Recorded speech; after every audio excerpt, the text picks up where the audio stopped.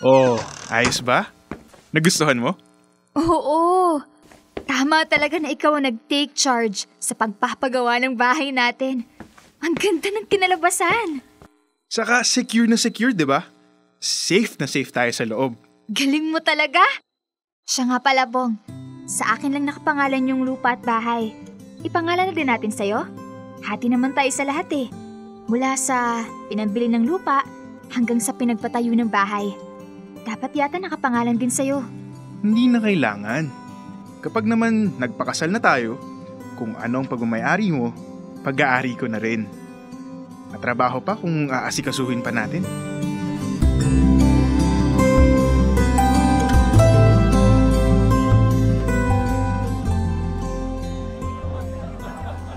Bong, ang dami namang bisita. Akala ko ba, intimate birthday dinner lang. Konti lang naman. Yung isang table, family mo. Yung kabila naman, college friends. Itong isang mesa, friends mo from work. Siyempre, inimbita ko din yung family and closest friends ko. Minsan ka lang naman mag-birthday sa isang taon. Maganda na lahat ng mga taong importante sa'yo, kasama mo. Bong, thank you ha. Pinaghandaan mo talaga to. Oh, nahanap ka na sa harap. Blow mo na daw yung candles ng birthday cake mo. Happy birthday to you! Parang ang tanda ko na talaga. Ang dami-daming candles. Happy birthday, Aya! Maraming salamat po sa inyong lahat. Thank you din sa napakabait kong boyfriend na si Bong na nag-asikaso ng lahat ng to at nag-imbita sa inyong lahat. Sumisenya si Bong. May sasabihin ka? Halika! Dito sa harap. Ito ang mic para mas marinig ka naming lahat. Bong, tumayo ka nga dyan. Ang dumi-dumi ng sahig. Steady ka lang. Diyan ka lang ha, huwag ka nga alis. Okay. Ingay nyo. Ito na. Aya, exactly 10 years ago, birthday mo rin noon, when you made one of the most important decisions in your life. Hindi ka pa nagkaka-boyfriend at sobrang takot ka to have one. Pero dahil may nararamdaman ka na sa akin, gito ka chance at sinagot mo ako. 10 taon. 10 taon tayong magkarelasyon at sapat na yun sa akin. Para masabi ko na ikaw ang babaeng gusto kong makasama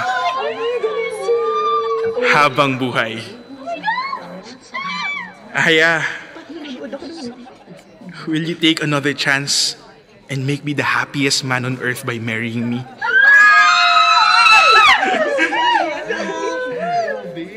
Will you marry me, Aya? Oo naman, Bong. I will marry you in all of my lifetimes.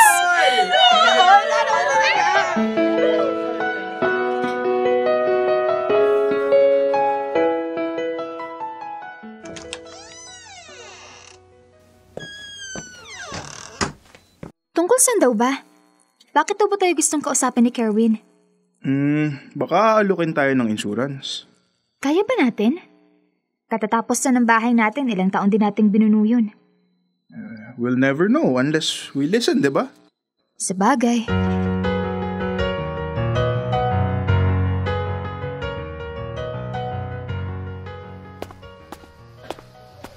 Hoy, pare! Pasensya ha, nalate kami ng konti. Hirap humanap ng parking. Ano ba natin pare at naimbitahan mo kami? Pare! Didiretsuhin ko na Di ba kasi, magpapakasal na kayo. May insurance na ba kayo? Yun lang. Wala pa pre. Wala pa kaming budget ngayon. Alam mo naman, ilang taon din naming pinagawa yung bahay. Naubos yung majority ng ipon namin doon. Alam nyo, kailangan nyo ng insurance. Protection yan Tignan nyo itong sample computation. For 2 million coverage, ito lang ang babayaran nyo taon-taon. Pwede nyo pang bayaran yan quarterly Kung mabigat pa din, pwedeng monthly.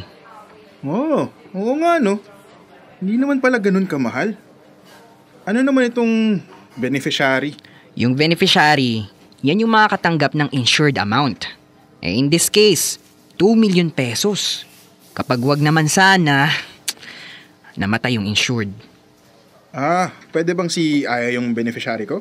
Tumigil ka nga. Hindi ko kailangan yan 2 million pesos kung patay ka naman. Pwede nyo namang gawing beneficiary yung isa't isa. Sige, Carwin. Kukuha kami. Pahanda na lang ng paperwork para mapirmahan namin.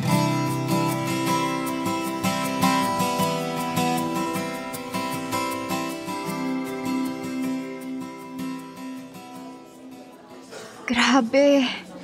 Nakakapagod pala. Minsan tuloy napapaisip ako. Siguro mas madali kung kumuha tayo ng wedding coordinator. Di naman kailangan. Tapos na nga tayo sa preparations eh. Ay, ikaw pala. Ikaw halos ang gumawa ng lahat. Tataka nga ako kung paano ko nagawa lahat eh. Booking ng simbahan, hanap ng reception venue, meeting with the videographer and photographer, paghahanap ng gagawa ng gowns, giveaways. Ay, may full-time job pa ako niyan. Kaya nga, bilib na bilib ako sa'yo. Isa na lang kulang. Flowers. Namamahalan kasi ako. Sagot ko na. Magkano ba? Pwede naman tayong bumawas sa ipon natin. Speaking of ipon, siya nga pala. Hindi ko na kabisado yung ipon natin. Magkano na nga ba yung meron tayo sa bangko? May listahan ako eh.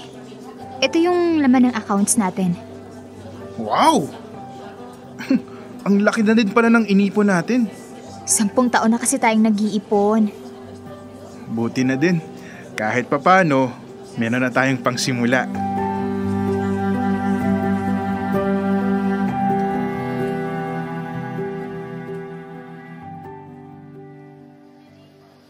Buti naman may time ka. I can tell, masyado ka nang busy lalo na at 1 buwan na lang ikakasal ka na. Kamusta na? Excited ka na, no? Sobra. I cannot wait to get married to Bong Cheska. Parang ito na talaga yung tamang panahon. May bahay na kami. May ipon na. Kumuha na nga kami ng insurance. Handang-handa na kami, Cheska. Oo nga. Handang-handa na din ako maging maid of honor mo. Ay, excuse lang, Cheska ha. Tumatawag si Bong. Hello, Bong? Ngayon na? Sure, sige. Papunta na. Cheska, it was nice seeing you ha. Mauna na ako. Kailangan daw ako ni Bong. Sige, go ahead. I'll see you at the wedding.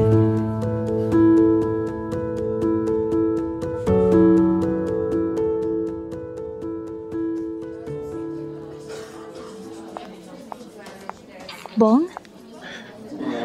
Aya, Ano nangyari? Bakit parang lungkot-lungkot mo? Aya, may kailangan ako ipagtapat sa'yo. Mas gugustuhin ko nang marinig mo sa akin kaysa sa iba mo pa malaman. Ano yun? Aya, Sabihin mo na. Ano yun? May problema ba? May problema ba tayo? Aya, nakabuntis ako. Anong sabi mo? Pero Aya, wala kaming relasyon. Aksidente yun. Kaopisina ko. Nagkayayaan overnight. Lasing kaming pareho at may nangyari sa amin. Bong! 1 buwan na lang. Ikakasal na tayo. Paano mo nagawa sa akin to? Aya, Huwag mo akong hawakan. Aya, Titiri ako sa'yo. Kapag hindi ka umalis, magsisisigaw ako dito. Mag-eskandalo ako.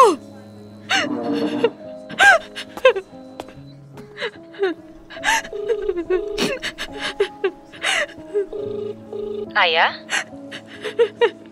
Cheska! Aya? Aya, okay ka lang? Nasaan ka? Aya? Hintayin mo ako, pupuntahan kita.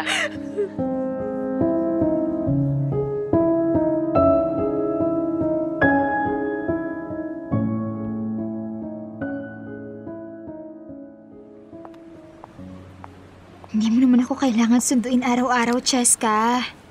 Bilib din naman ako sa'yo kasi. Hindi ka muna mag-leave kahit ilang araw lang? Para ano? para magmukmuk sa bahay, para umiyak. Ayoko. Kailangan ko magtrabaho para kahit sa loob man lang ng 8 oras. Kalimutan ko ang katarantaduhang ginawa sa akin ni Bong. Paano pala yung wedding nyo? Next month na yun. Nasabihan mo na yung mga suppliers? Inuna ko nga yun. Kinansel ko na lahat. Sa dami ng kailangan kong gawin. Parang wala akong oras para magluksa at umiyak. Anong ginawa mo naman so far? Siyempre, unang-una, sinabihan ko yung pamilya ko. Tapos, lahat ng wedding sponsors. Then, kinonta ko isa-isa yung suppliers. Naintindihan ba ng suppliers na nangyari? Oo naman. Pinili ko maging honest sa kanila. Sinabi ko yung totoo. At lahat sila awang-awa sa akin. Parang gusto din nilang maiyak. Grabe naman kasi talaga yung nangyari sa'yo, be. Hindi ko na nga alam kung paano mo kinakaya. Yung mga suppliers na wala pa namang nagagawa for the wedding. Like yung photographer and videographer. Yung makeup artist. Nag-refund sila ng down payment. Yung simbahan din. Yung pare nga, pinag-pray over pa ako. Mabuti naman. Hindi ba hati kayo sa gasto sa wedding? Paano yun? Isusoli mo? Hindi ko pa naiisip. Basta ang ginagawa ko muna ngayon, pinapaalam ko sa lahat ng dapat makaalam na hindi na matutuloy ang kasal. Tapos, sinusubukan kong mabawi yung mga naibayad. Kasi pinaghirapan ko din yung portion sa mga yun.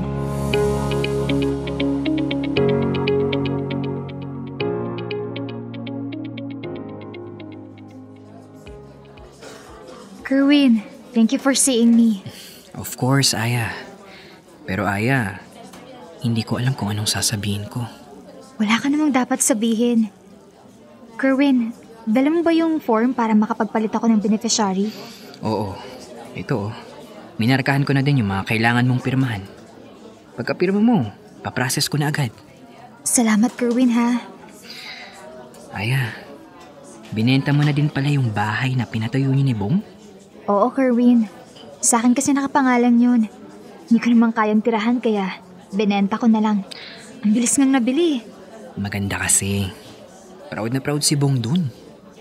Kerwin, inaayos ko lang lahat ha. Winidraw ko na din lahat ng pera namin sa bangko.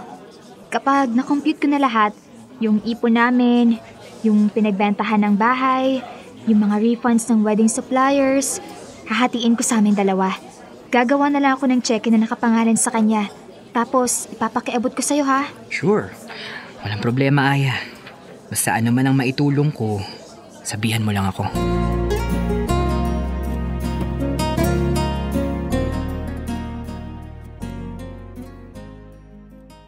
Uy, be, seryoso ka ba? Oo nga. Hindi ko naman kasi marirefund yung plane ticket at yung hotel. Gamitin na lang natin. Sayang naman. Ang bongga ng honeymoon package na regalo ng isang ninang sana. Yun nga lang. Bibili ka ng plane ticket mo. Ay, okay lang. Go ako dyan. Magbubuk na ako agad.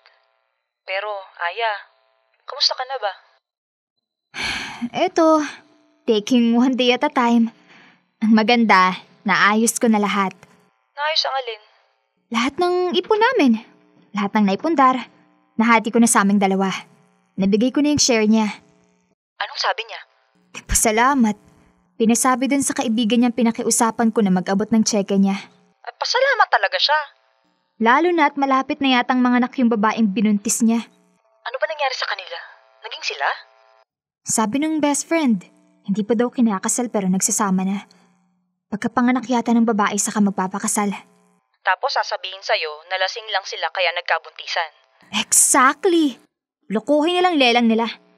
Ay, ayoko na silang pag-usapan. Sayang oras ko. Sige, wag na. Alam mo? Pag-usapan na lang natin yung OOTD sa nalalapit nating engranding out-of-town trip!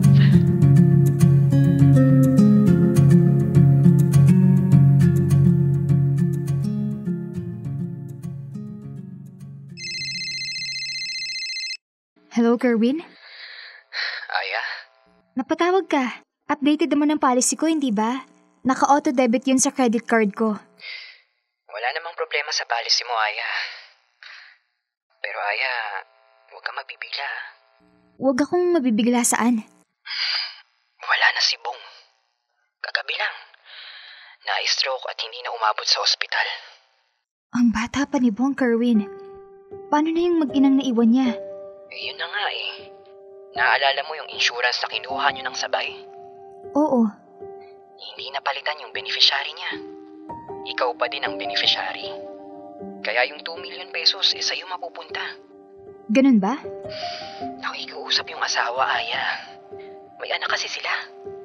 Baka daw pwedeng ibigay mo sa kanila yung para sa kanila. Excuse me. Paano naging para sa kanila? Kung para sa kanila, edi dapat nakapangalan sa kanila. Hindi nga napalitan kasi. Well, hindi ko na problema yon. Pakisabi, Kerwin, wala akong ibibigay. Wala akong inagaw sa kanila. Wala akong kinuha.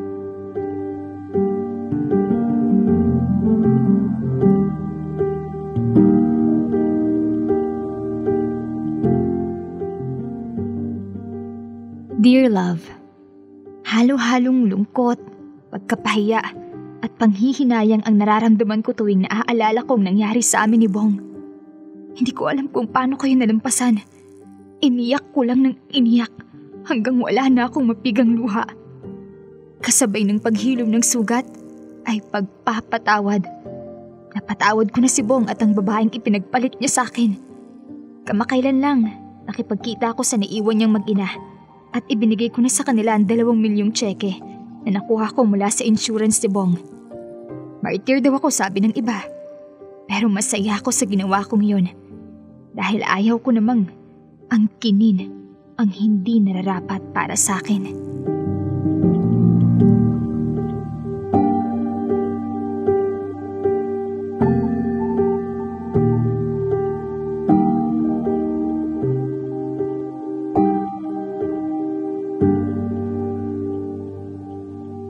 Kailangan pa bang i-memorize yan? Love Radio. Basic!